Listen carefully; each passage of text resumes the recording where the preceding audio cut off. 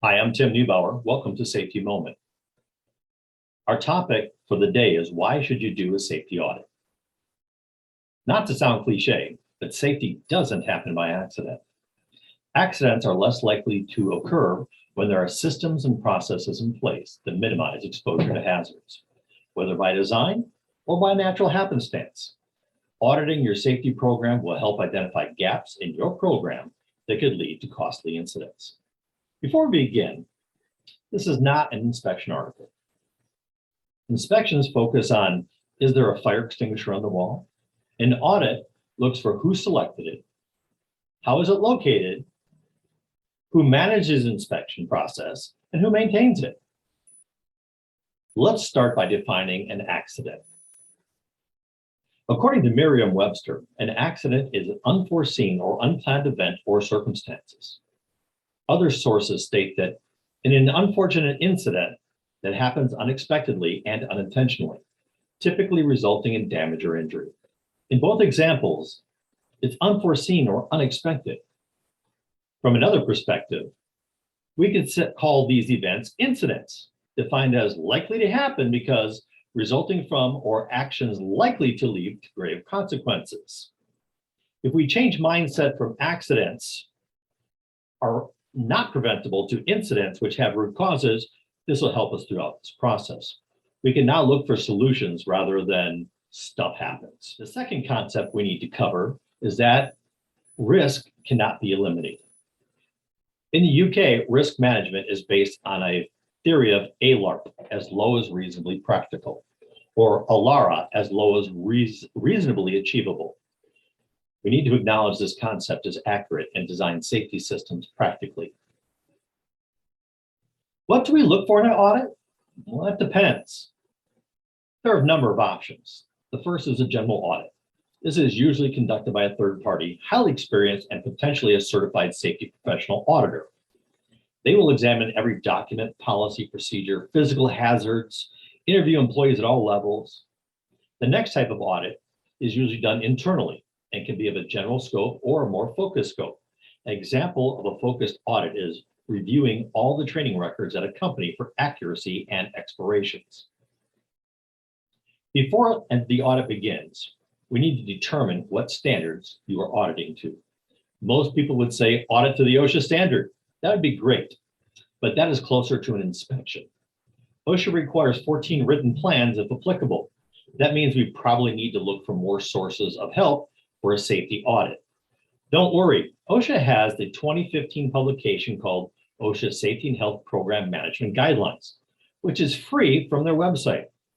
Other options include the ANSI Z10 from 2019 or the most recent version of ISO 45001, and many more safety management systems that you can find through a simple Google search. So why do a safety audit? By looking at your company's safety system in a holistic manner, gaps are identified and plans can be made to correct them.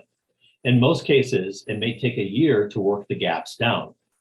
Then you repeat the process. In simple terms, the audit generates your safety goals for the next year, and those goals are clear and measurable. For example, management leadership and commitment is critical to an effective safety management program. The boss will say they care and spend tons of money on safety. But if the workers don't see that or place value on it, then it's ineffective.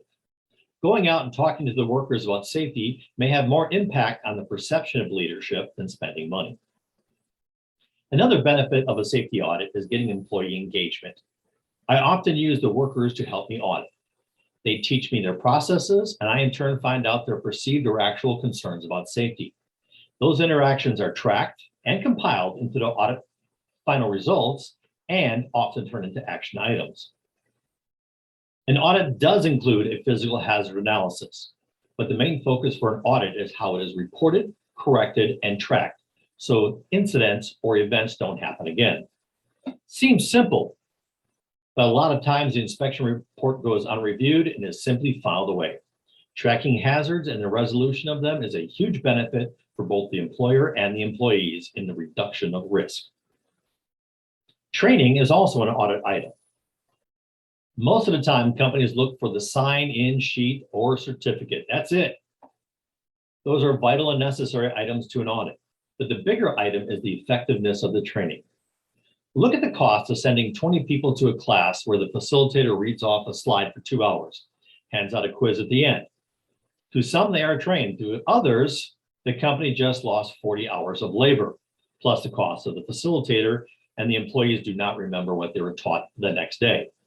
An audit would identify ineffective trainers and training, so future training would be improved and have actual value to the company and the workers.